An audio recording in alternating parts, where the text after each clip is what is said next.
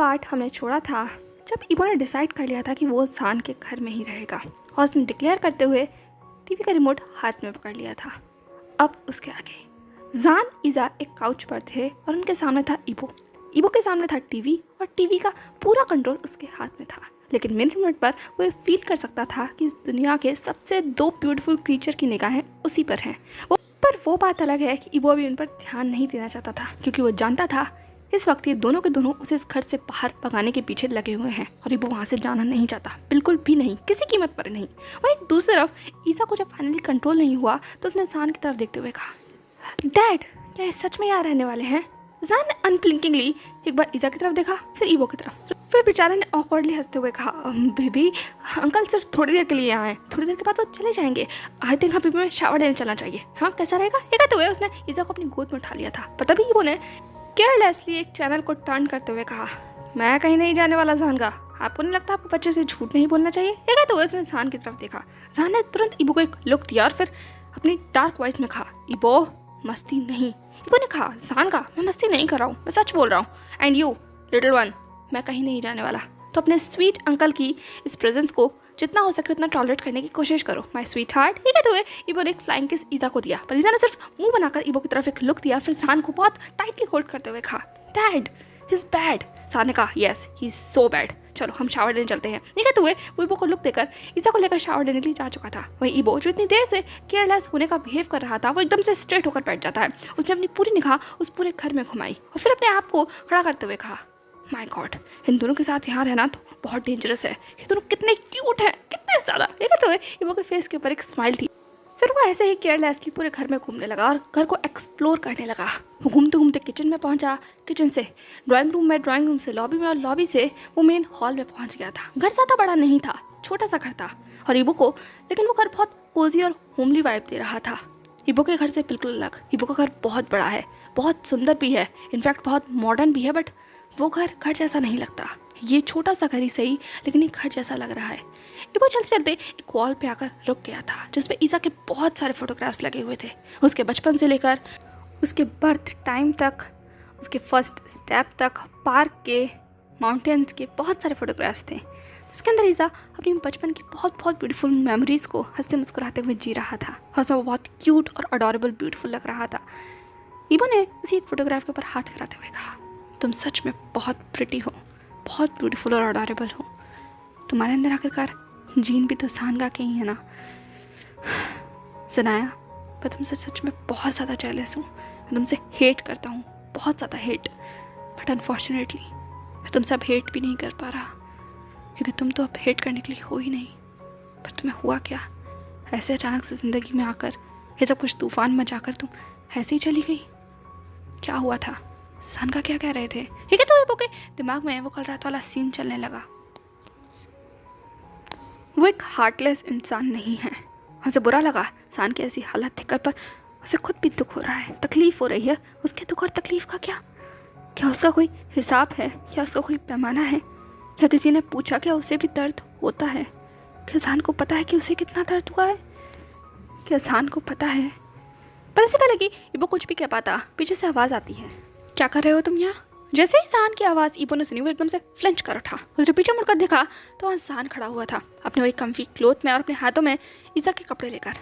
ईबो ने तुरंत ज़ान की तरफ देखते हुए कहा, कुछ नहीं, एक्सप्लोर कर रहा था आपके इस ब्यूटीफुल होम को। सच में बहुत ब्यूटीफुल है, आपका घर, आपका बेबी एंड आपकी ये ब्यूटीफुल मेमोरी वॉल। ठीक है, तो उसने उसी वॉल की तरफ इशारा किया। ज़ान ने कहा, आई होप तुम्हें पसंद आई।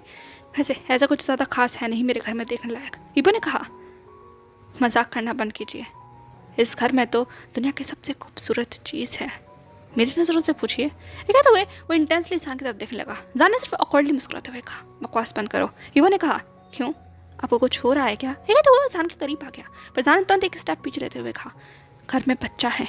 ईबो ने कहा, यस आई नो, उसे मैं कैसे भूल सकता हूँ, वो ब्रैट। ठीक है, तो ईबो आगे कुछ कहता है, इससे पहले ज़ान ने उसे एक इंटेंस लुक देते हुए कहा, लैंग्वेज, उसे तमीज़ से बात करो। ईबो ने कहा, आ माय क्यूट लिटिल बेबी, तुम तो अपने बेबी के लिए कुछ ज़्यादा ही पोसेसिव हो रहे हो। तभी ज़ान ने एक लुक ईबो को दिया और कहा, लैंग्वेज। जैसे ही ज़ान ने अपनी स्टर्न वॉइस का इस्तेमाल किया, ईबो एकदम से फ्लिंच कर उठा। ज़ान की तरफ देखते हुए कहा, ओके ओके ठीक है, नहीं कहूँगा उसे ब्रैट, पर वो ब्रैट है। वो सच में बहुत नॉटी है। सान ने कहा, वो अडोरेबल है। इबो ने मुंह बनाते हुए कहा, मुझसे ज़्यादा नहीं। सान ने कहा, क्या कहा तुमने? इबो ने तुरंत अपनी आंखों को ठीक करते हुए कहा, कुछ नहीं। हाँ अडोरेबल है। हाँ होगा ही ना, आखिर जीन्स भी तो आप ही के हैं ना। ठीक है, तो उसने सान की तरफ देखा एक सरकास्टिक लुक देकर। जैसे ही इबो ने कहा, सान की पकड़ उसके कपड़ों पर और ज़्यादा मजबूत हो गई। वो इबो को घूरने लगा और इबो सान को घूरने लगा। दोनों एक दूसरे के फेशियल एक्सप्रेशन को, फेशियल फीचर्स को देख रहे थे। वक्त कितना आगे निकल गया और दोनों कितने चेंज हो गए हैं, कितना बदलाव आ गया है एक दूसरे में। सान देख सकता है कि इबो पहले से ज़्यादा यंग और ज़्यादा हैंडसम और ज़्यादा मैनली लग रहा है। अब इबो के फेस से वो बचपना कहीं जैसे गायब हो गया है। ना ही तो उसके फेस पर, ना ही उसकी आंखों में वो बचपना है। वक्त ने सच में इबो को बड़ा कर दिया है, बहुत बड़ा। खुद को इस तरीके से देखता हुआ पाकर इबो के फेस पर एक स्मिक आ जाता है। उसने अपने आप को सान की तरफ लीन किया और उसके कानों में लगभग विस्पर करते हुए कहा, क्या हुआ सानगा, मुझे देखकर कंट्रोल नहीं हो रहा? सान ने तुरंत अपने आप को इबो से दूर करते हुए कहा, बकवास बंद करो, कितनी बार कहूँ मैं तुमसे? इबो ने कहा, जानगा बस भी कीजिए ना, तुम आपकी आंखों में लस्ट दिखाई दे रही है। जान ने एक मॉकिंगली मुस्कुराहट देते हुए कहा, मेरी आंखों में या तुम्हारी आंखों में लस्ट है, बट अनफॉर्चुनेटली इस लस्ट का कोई फायदा नहीं है। लेकिन वो जान आगे बढ़ रहा था तभी इबो ने जान का हाथ पकड़ उसे अपनी तरफ खींचते हुए कहा, क्या मतलब है इस बात का? जान ने इबो की आंखों में देखते हुए कहा, अब हमारे बीच कुछ नहीं हो सकता, ये मतलब है मेरी बात का। इबो ने एक मॉकिंगली मुस्कुराहट देते हुए कहा, ओह आपको इस बात का कॉन्फिडेंस है? मुझे नहीं लगता आपका ये कॉन्फिडेंस ज़्यादा लंबे वक्त तक टिक पाएगा। जान ने भी इबो की तरफ देखते हुए कहा, सही कहा, कोई भी चीज़ ज़्यादा लंबे वक्त तक टिकती नहीं है और हम दोनों से बेहतर इस चीज़ को कौन जान सकता है इबो।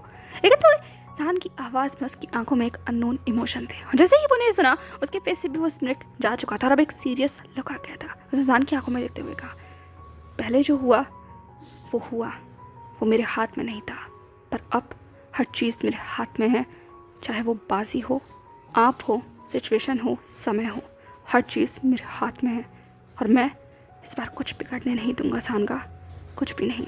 आप ऑलरेडी बहुत कुछ ख़राब कर चुके हैं, अब और नहीं, समझ आया आपको? ठीक है, तो उसने इंटेंसली जान की आंखों में देखा। जान ने एक बस हारी हुई सी मुस्कुराहट देते हुए कहा, तुम्हें जो करना है तुम कर लो, मेरे पास अब कुछ खोने के लिए नहीं है, मैं अपना सब कुछ खो चुका हूँ इबो, सब कुछ। इबो ने कहा, अच्छा तो आपको अपनी वाइफ के जाने का इतना ज़्यादा गम है कि आपको ऐसा लगता है कि अब दुनिया में कुछ रहा ही नहीं, आप फिर से जी ही नहीं सकते, आपको इतना गम है उसके जाने का? जान ने तुरंत इबो की आंखों में देखते हुए कहा, सनाया को लेकर कोई मजाक मत करो। इबो ने कहा, क्यों, आपको बुरा लग रहा है? जान ने कहा, वो हम लोगों के बीच में नहीं है तो उसे बख्श दो, उसे इन सब के बीच में मत घसीटो। इबो ने कहा, मैं उसे घसीटना नहीं चाहता, जानना चाहता हूँ क्या हुआ है उसको अचानक से, ऐसे कैसे? जान ने तुरंत इबो की तरफ देखते हुए कहा, मैं इस बारे में बात नहीं करना चाहता, क्या तुम इस बात की रिस्पेक्ट करोगे? सान की ऐसी बात सुनकर, आवाज़ सुनकर, उसकी आंखों में देखकर, उसका चेहरा पढ़कर इबो ने महसूस कर लिया था कि उसे इस बात को ज़्यादा पुश नहीं करना चाहिए। इसलिए उसने सान की आंखों में देखते हुए कहा, अभी के लिए मैं इस बात को यहीं छोड़ दे रहा हूँ, पर इसका मतलब ये नहीं है कि मैंने ये बात पूरी तरीके से छोड़ दी है, मुझे सब कुछ जानना है, सब कुछ, समझे आप? ठीक है, तो उसने सान की तरफ एक लुक दिया। इससे पहले किसान कुछ भी कह पाता तभी बाथरूम से चीखते हुए आवाज़ आती है, डैड मुझे सर्दी लग रही है, प्लीज़ मेरे कपड़े लाइए ना। ठीक है, तो वही ईज़ा चीखने लगा। सान ने कहा, शिट मैं तो भूल ही गया था। ठीक है, तो उसने इबो को साइड किया और तुरंत बाथरूम की तरफ दौड़ लगाते हुए कहा, यस बेबी मैं आया। ठीक है, तो वो बाथरूम में चला गया था इबो को वहीं डम फाउंडेड छोड़कर। इबो ने एक खट्टी सी मुस्कुराहट देते हुए कहा, अब इनकी ज़िंदगी में एक बच्चा है, सिर्फ एक बच्चा, अभी मेरे पीछे क्यों भागेंगे, अब तो ये अपने बच्चे के पीछे भागेंगे ना। ठीक है, तो इबो वहीं काउच पर बैठ गया था। बाकी उसके चेहरे को देखकर ये साफ समझा जा रहा था कि उसे जेलसी फील हो रही है, जेलसी बहुत ज़्यादा। हाँ बात अलग है कि वो सिर्फ छोटा बच्चा है, पर जेलसी तो जेलसी है ना। फाइनली जान ईज़ा को लेकर बाहर आ गया था, एक बड़े से टॉवल में लपेट कर वो किसी पंपकिन बॉल की तरह लग रहा था। ईज़ा अभी गिगल कर रहा था जान के साथ, उसके साथ खेल रहा था। तभी इबो ने कहा, अनोइंग ब्रैट। ठीक है, तो उसने वही टेबल पर पड़ी हुई मैगजीन को उठा लिया था और उसे फ्लिप करने लगा। वो बात अलग है कि इबो की ऐसी बात और आवाज़ जान और ईज़ा दोनों ने सुन ली थी, इतनी ज़्यादा कि वो दोनों चुप हो गए थे। ईज़ा ने इबो की तरफ कूद कर देखते हुए कहा, क्या कहा आपने? इबो ने एक शेमलेस मुस्कुराहट देते हुए कहा, क्या हुआ हनी पाए, मैं तो कुछ भी नहीं कहा स्वीट हार्ट। ठीक है, तो वो ईज़ा को एक अजीब सा लुक देने लगा। ईज़ा ने लगभग मुंह बनाते हुए कहा, यक। ठीक है, तो उस इंसान की तरफ देखते हुए कहा, डैड आपको पता है ना इन्होंने क्या कहा? जान ने तुरंत ईज़ा को गले लगाते हुए कहा, मैं भी कोई बात नहीं। उसने उसके बाद इबो की तरफ घूर कर देखते हुए कहा, इबो लैंग्वेज। इबो ने कहा, ओके का नहीं कहूँगा आप। ठीक है, तो वो फिर से मैगजीन को फ्लिप करने लगा। ईज़ा ने कहा, डैड रूम में चलते हैं। ठीक है, तो उसने जान की तरफ इशारा किया। जान ने कहा हाँ बेबी रूम में चलते हैं, तुम्हारे रूम में जाकर तुम्हें तैयार करते हैं। ठीक है, तो वो ईजा को बस रूम में ले ही जा रहा था, तभी इबो ने खड़े होते हुए कहा जान ने कहा क्या हुआ। ठीक है, तो वो इबो की तरफ देखने लगा। इबो ने कहा मुझे शावर लेने जाना है। जान ने कहा क्या। इबो ने कहा शावर लेने जाना है, कल रात की वजह से मेरी पूरी बॉडी स्टिकी हो गई है, यू नो ना, कल रात हमने कुछ ज़्यादा ही एक्सरसाइज की और इस वजह से मैं बहुत ज़्यादा एक्सॉस्टेड हो गया था, आप तो जानते ही हैं ना। ठीक है, तो वो जान को बहुत अजीब अजीब सा फेस बनाकर देख रहा था। ईजा ने तुरंत एक डिस्कस्टिंग लुक देते हुए कहा डैड ये क्या बोल रहे हैं, और आप हमारे घर में शावर क्यों लेंगे, आप अपने घर जाकर शावर लीजिए। ठीक है, तो उसने जान को पॉजिटिवली होल्ड कर लिया था। जान ने ईजा को होल्ड करते हुए कहा इबो क्या बकवास कर रहे हो तुम ये। इबो ने कहा जान मैं सिर्फ शावर लेने जाना चाहता हूँ, इससे बकवास कहाँ से आ गई, प्लीज़ मुझे अपने कपड़े दे दीजिए ना।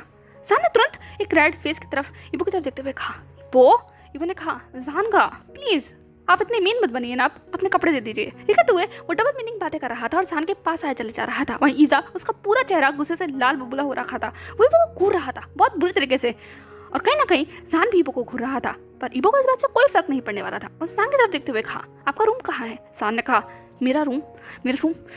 इबो ने कहा हाँ आपका रूम, क्या वो वही वाला है जहाँ हम कल रात को सोए थे। ठीक है, तो वो जानबूझकर ईजा को ये बता रहा था कि उसके डैड और उसका क्या रिलेशनशिप है, या वो लोग कितने ज़्यादा करीब हैं, कुछ ऐसा ही था शायद इबो के दिमाग में। इबो को वो छोटे से बच्चे से कंप्लीट कर रहा था और उसे जेलस फील करा रहा था, क्योंकि उसे जेलसी फील हो रही थी क्योंकि ईजा की सारी अटेंशन इस वक्त जान के पास थी और जान की सारी अटेंशन ईजा के पास थी। वो दोनों अपनी दुनिया में जैसे खो गए थे इबो को भूल कर, और इबो ऐसा नहीं चाहता था। वो चाहता था कि इन दोनों को पता चले कि वो भी यहाँ है और अब वो यहाँ है। खैर, तभी जान ने कहा मैं तुम्हें अभी आकार देता हूँ, मुझे ईजा को तैयार करने दो। इबो ने कहा नो, आप मुझे बताइए आपका रूम कहाँ है, मैं खुद निकाल लूंगा।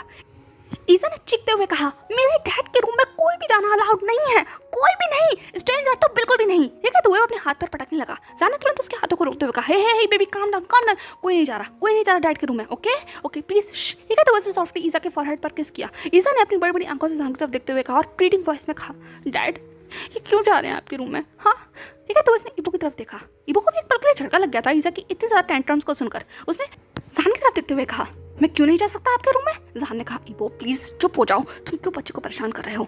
इबो ने कहा मैं बच्चे को परेशान कर रहा हूँ, मैंने कहाँ कुछ कहेगा, मैं तो सिंपल आपसे सिर्फ एक रिक्वेस्ट कर रहा हूँ कि मुझे कपड़े दे दीजिए, मुझे नहाने जाना है और इसके लिए मुझे आपके रूम में जाना होगा। जब आप अपने इस छोटे लिटिल शैतान को तैयार करने जा रहे हैं तो तब मैं यहाँ बैठकर इंतजार थोड़ी करता रहूँगा, प्लीज़ मुझे बता दीजिए आपका रूम कहाँ है। और वैसे भी जो आपका है वो मेरा है, जानते हैं ना आप। ठीक है, तो उसे जान की आंखों में देखा, इतना ज़्यादा इंटेंसली देखा एक पल के लिए जान भी शिवर कर उठा। तभी ईजा ने कहा डैड। तभी जान ने कहा ओके ठीक है, वेट अ मिनट इबो, जस्ट 2 मिनट प्लीज़। ठीक है, तो जान ने रिक्वेस्ट की। इसके बाद इबो के पास कुछ भी ऑप्शन नहीं था। उसने जान की तरफ एक लुक दिया और फिर बस काउच पर वो ऐसे ही हेल्पलेसली बैठ गया। उसने कहा ठीक है अगर आप कहते हैं तो। ठीक है, तो वो पाउट बना रहा था। जान समझ गया था कि वो गुस्सा है, उसे बुरा लगा है, पर अभी उसे अपनी छोटी सी आफत को संभालना है जो उसकी गोद में है, क्योंकि अगर इसे बुरा लगा ना तो पूरा घर सर पर उठा लेगा। इसलिए जान ने ईजा को वहीं बड़ी सी फ्लफी टॉवल में कसकर पकड़ा और सॉफ्टली कहा चलो अब रूम में चले, मैं तुम्हें तैयार कर देता हूँ। एंड अब कोई आवाज़ नहीं। ठीक है, तो उसने ईजा को एक लुक दिया। ईजा ने भी इबो को एक लुक दिया और फिर जान की तरफ एक पाउटी लुक देते हुए कहा ओके। अब फाइनली ईजा और जान ईजा के रूम में थे। जान उसे कपड़े पहना रहा था, उसके पूरी बॉडी को अच्छे से वाइप कर वो उसे टी शर्ट पहनाने ही वाला था। तभी ईजा ने कहा नो डैड ये वाली नहीं। ठीक है, तो वो अपनी कबर्ड में घुस गया। जान ने कहा अब क्या दिक्कत है, इतने टेंट्रम्स ईजा। पर ईजा वो कहाँ सुनने वाला था, वो लगभग 5 मिनट तक ऐसे ही कबर्ड में खंगालता रहा और फाइनली उसने एक टी शर्ट बाहर निकाली और जान की तरफ देखते हुए कहा मुझे ये पहननी है। जान ने कहा इसमें ऐसा क्या स्पेशल है। ठीक है, तो उसने वो टी शर्ट ईजा के हाथ में से ले ली थी। वो एक पिंक कलर की बहुत ब्यूटीफुल सी टी शर्ट जिस पर लिखा हुआ था हार्ट। जान ने कहा ईजा ने कहा प्लीज़ डैड प्लीज़ आप भी मेरे साथ सेम टी शर्ट पहनेंगे, प्लीज़ रिक्वेस्ट कीजिए, प्रॉमिस कीजिए। जान ने कहा ईजा बेबी डैड को परेशान मत करो। ईजा ने कहा डैड प्लीज़। तभी जान ने कहा ठीक है ओके पहन लूँगा, चलो अब पहनो तुम। ठीक है, तो उसने फाइनली ईजा को वो पेस्टल पिंक कलर की हार्ट वाली टी शर्ट पहना दी थी जिसके ऊपर बहुत ब्यूटीफुल तरीके से हार्ट प्रिंटेड था। ईजा ने कहा वाह ब्यूटीफुल लग रही है। ठीक है, तो उसने एक लुक दिया। जान ने कहा मैं सब जानता हूँ तुम क्या कर रहे हो। ईजा ने कहा मैं कुछ भी नहीं कर रहा, बट आप जाइए शावर लीजिए और वही टी शर्ट पहनिएगा जो मैंने आपको कहा है। जान ने कहा ठीक है ओके, चलो अब तुम जल्दी से अपना ये रिमेनिंग होमवर्क खत्म करो, तब तक मैं अंकल को कपड़े देकर आता हूँ, उसके बाद हम लोग किचन में चलेंगे। ईजा ने तुरंत जान को रोकते हुए कहा डैड। जान ने तुरंत ईजा के पास बैठते हुए कहा बेबी प्लीज़। ईजा ने बहुत ही हेल्पलेस वॉइस में कहा वो हमारे घर में क्यों है, क्या वो आपके लिए बहुत स्पेशल है। जान ने ईज़ा की आंखों में देखा। वो समझ नहीं आ रहा था उसे क्या कहना चाहिए, पर ईज़ा की वो आंखें इतनी मासूम थी कि जान को समझ ही नहीं आया। उसने ईज़ा को गले लगाते हुए कहा, तुम मेरे लिए सबसे ज़्यादा स्पेशल हो, तुम जानते हो ना ये बात। ईज़ा ने जान की शर्ट को बहुत टाइटली ग्रैब करते हुए कहा, आई लव यू डैड। जान ने कहा, I love you too my sweetheart, I love you so so so very much. तो प्लीज़ बेबी डैड के साथ कोऑपरेट करो, अंकल को यहाँ रहने दो प्लीज़। ईज़ा ने कहा, आप ये चाहते हैं? जान ने कहा, यस। ईज़ा ने कहा, ओके अगर आप ये चाहते हैं, बट मैं उनको आपको बुली करने नहीं दूंगा। अगर उन्होंने आपको ज़रा भी बुली किया ना तो आई विल पंच हिम। ठीक है, तो ईज़ा ने अपना छोटा सा वो पंच दिखाया। जान ने हंसते हुए कहा, यू नॉटी ब्रैट। तभी जान को रियलाइज़ हुआ कि उसने क्या कह दिया। ईज़ा ने कूद कर जान को देखते हुए कहा, डैड। जान ने कहा, I am sorry baby, I am sorry. Dad sorry है, डैड सॉरी है। ठीक है, तो ईज़ा को वो सॉरी कहने लगा। ईज़ा ने मुँह बनाते हुए कहा, आपके ऊपर उनका असर हो रहा है, वो भी मुझे ब्राइट कहते हैं, आप भी मुझे ब्राइट कह रहे हैं। ठीक है, तो ईज़ा बहुत ही ज़्यादा बच्चों की तरह अपने नखरे दिखाता हुआ वहीं चेयर पर जाकर बैठ गया था। बाकी उसका मुंह बहुत बुरी तरीके से फूला हुआ था। जान ने ईज़ा की तरफ देखते हुए कहा, I am sorry sweetheart. Isa ने कहा, जान ने कहा, बेबी। ठीक है, तो उसने फिर से मुंह घुमा लिया। जान ने कहा, प्लीज़। ठीक है, तो उसने अपनी बड़ी बड़ी पपी आइज दिखाई। अब जाकर ईज़ा मान गया था। उसने कहा, वापस दोबारा नहीं कहेंगे ना? जान ने कहा, नहीं कहूँगा, बिल्कुल भी नहीं, एंड आई एम सॉरी। ईज़ा ने कहा, एक शर्त पर, अगर हम केक खाएंगे तो? जान ने कहा, कल रात को ही खाया था ना। ईज़ा ने कहा, प्लीज़ डैड। जान ने कहा, ओके ठीक है, हम कपकेक्स बनाएंगे और वही खाएंगे। ठीक है, तब तक मैं अब आ रहा हूँ, अपना होमवर्क करूँ। ठीक है, तो जान फाइनली खड़ा हो गया था। ईज़ा ने कहा, डैड। जान ने कहा, I love you sweetheart. Isa ने कहा, आई लव यू टू। ठीक है, तो उसने फाइनली जान को लुक दिया। अब जाकर वो अपना होमवर्क करने बैठ गया था और जान ईबो के पास जाने के लिए तैयार था। जैसे ही जान वहाँ ड्राइंग रूम में आता है, वो ईबो को वहीं हेल्पलेसली वहाँ काउच पर पड़ा हुआ देखता है। जान ने कहा, ईबो। ईबो तुरंत खड़ा हो गया। उसने कहा, तो छोड़ा है अपने ब्रैड को वहाँ? जान ने कहा, उसे ब्रैड बोलना बंद करो प्लीज़, वो सेंसिटिव है। ईबो ने कहा, ठीक है नहीं कहूँगा, खैर मुझे अब तो कपड़े दे दीजिए अपने। ठीक है, तो वो फिर से डबल मीनिंग बातें कर रहा था। जान ने कहा, ये कहना बंद करो। ठीक है, तो वो आगे बढ़ने लगा। ईबो उसके पीछे पीछे चलने लगा। उसने कहा, मैंने कहा कुछ कहा है? जान ने कहा, जैसे मैं समझ तो रहा नहीं हूँ। ठीक है, तो वो स्टेयर्स पर चढ़ने लगा। ईबो भी उसके पीछे पीछे चढ़ने लगा। ईबो ने कहा, अब आपका दिमाग कहीं और चल रहा है तो उसमें मैं क्या कर सकता हूँ? मैं तो सिर्फ इनोसेंटली आपसे आपके कपड़े मांग रहा हूँ क्योंकि मुझे आपके कपड़े पहनने हैं। यू नो ना, मुझे आपके कपड़े बहुत अच्छे से फिट आते हैं, पर अब पता नहीं कि अब वो फिट आएंगे या नहीं। बस कुछ भी हो, मुझे आपके कपड़ों से प्यार है। ठीक है, तो वो जानबूझकर जान को पोक कर रहा था, पर जान अपने आप को कंट्रोल कर रहा था बहुत ज़्यादा, जितना हो सके उतना। फाइनली वो लोग कॉरिडोर क्रॉस करते हुए अपने रूम में आ गए थे। जान ने रूम खोला और वो अंदर चला गया। वो भी हेजिटेटली बट नर्वसली जान के रूम में आ गया था।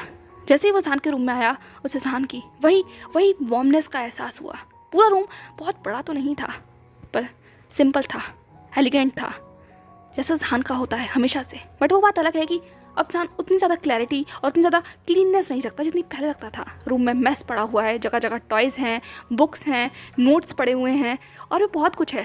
जान के खुद के कपड़े हैं जो वही काउच पर ऐसे ही पड़े हुए हैं। इस रूम को देखकर एक पल के लिए तो ईबो को शौक लगा था, क्योंकि जान की पर्सनैलिटी ऐसी तो नहीं है, पर अब ईबो समझ सकता है इस घर में एक छोटा बच्चा है और उसको संभालना जान के लिए अकेले सिंगल पेरेंटिंग बहुत मुश्किल का काम है। इसलिए ईबो ने ज़्यादा ध्यान नहीं दिया। वो बस जान के रूम को ऐसे ही एक्सप्लोर करने लगा। वही जान फाइनली कबर्ड के पास पहुंच गया था। वो ईबो के लिए कुछ कपड़े ढूंढ रहा था। उसने ईबो की तरफ देखते हुए कहा, आई डोंट थिंक सो कि मेरे कपड़े तुम्हें फिट हो पाएंगे। ठीक है, तो उसने ईबो को ऊपर से नीचे तक देखा। ईबो ने कहा, डोंट वरी, फिट हो जाएंगेगा। ठीक है, तो वो जान के पास आ गया था, या कहो बहुत पास। जान की सांसें एक पल के लिए अटक जाती हैं। उसने ईबो की तरफ देखते हुए कहा, ईबो कंट्रोल। ईबो ने कहा, गा, आप जानते हैं ना आपको देखकर मुझे कंट्रोल नहीं होता। ठीक है, तो उसने जान की वेस्ट में हाथ डाल लिए थे। तभी जान ने ईबो के हाथों को अपने पास हटाते हुए कहा, इस घर में रहना है तो कंट्रोल करना पड़ेगा और मुझे टच करना बंद करो। वैसे भी जानते हो ना, हम दोनों वैसे रिलेशन में नहीं हैं। इनफैक्ट हम किसी रिलेशनशिप में नहीं हैं। ईबो ने तुरंत एक स्टन वॉइस में कहा, हम रिलेशनशिप में हैं। I am your boyfriend and I mean it. Did you get that? ठीक है, तो उसने जान को तरफ पुल किया। जान भी एक रिफ्लेक्स में जाकर ईबो के चेस्ट से टकराता है। जान ने तुरंत ईबो की आंखों में स्टनली देखते हुए कहा, है नहीं, थे, हम बॉयफ्रेंड्स थे। ये पुरानी बात हो चुकी है ईबो, 4 साल का वक्त गुजर चुका है। ईबो ने जान को करेक्ट करते हुए कहा, 4 साल नहीं, 3 साल 6 महीने 20 दिन 15 घंटे 4 मिनट और सेकंड। चाहो तो मैं वो भी बता सकता हूँ। ठीक है, तो वो जान की आंखों में इंटेंसली देख रहा था। एक पल के लिए तो जान का गला भी बस सूख गया। उसने ईबो की आंखों में देखते हुए कहा, ईबो प्लीज़। ठीक है, तो उसने खुद को ईबो से अलग किया। ईबो ने कहा, प्लीज़ प्लीज़ ज़्यादा पुल मत कीजिए, अदरवाइज़ ऑलरेडी जो वूंड है ना वो और गहरा हो जाएगा। ये कहते हुए वो जान की आंखों में देख लगा। जान ने कहा, मैं इस बारे में बात नहीं करना चाहता। ये कहते हुए वो फाइनली उस कबर्ड में से कपड़े निकालने लगा, लेकिन उसे ईवो के साथ कुछ भी नहीं मिल रहा था। उसने एक पेज कलर का लोअर और एक पिंक कलर की टी शर्ट ईवो को निकाल के देते हुए कहा, आई थिंक ये तुम्हें फिट आ जाएगी। जान ने कहा। ईवो ने कहा, मुझे पिंक कलर नहीं पहनना। हाँ, ये कहते हुए उस जान के हाथों से वो टी शर्ट को वहीं साइड में फेंका और वापस जान के कबर्ड में वो घुस गया था। और अब वो बिल्कुल किसी ऊना की तरह उस कबर्ड को उधर से उधर करने लगा और जान बस उसे हेल्पलेसली देखने लगा। फाइनली ईवो ने एक टी शर्ट निकालते हुए कहा, मैं ये पहनूंगा। ये कहते हुए उस जान को दिखाई। जान ने कहा, नो तुम इसे नहीं पहनोगे। ये कहते हुए उसके हाथ में से लेने लगा, पर ईवो ने कहा, मुझे यही पहननी है। ये कहते हुए उसने वो टी शर्ट ली और लिटरली वो भाग गया, जान को बिना कुछ कहे देने का मौका छोड़े हुए। और भागकर वो वॉशरूम में जा चुका था और जान वहीं हेल्पलेसली खड़ा रह गया। यही कहो एक और महाभारत का इंतजार करने के लिए, क्योंकि ईवो के हाथ में जो टी शर्ट थी वो वही थी जो ईज़ा चाहता था कि जान पहने, पर जान अब वो क्या कर सकता है, इंतज़ार। खैर वो वही करेगा। सो हे एवरीवन, आई होप आपको चैप्टर पसंद आया होगा। छोटा है बट मुझे बताइएगा कि आपको कैसा लगा एंड व्हाट यू थिंक आगे क्या होने वाला है। ईज़ा और ईवो मुझे नहीं लगता वो जान के साथ बिल्कुल भी कॉम्प्रोमाइज़ करने के लिए तैयार हैं और जान उसकी हालत तो बहुत ज़्यादा ख़राब होने वाली है। चलिए मिलते हैं नेक्स्ट पार्ट में, तब तक वीडियो पसंद आया तो लाइक कर देना, चैनल को सब्सक्राइब कर लेना and till then bye bye.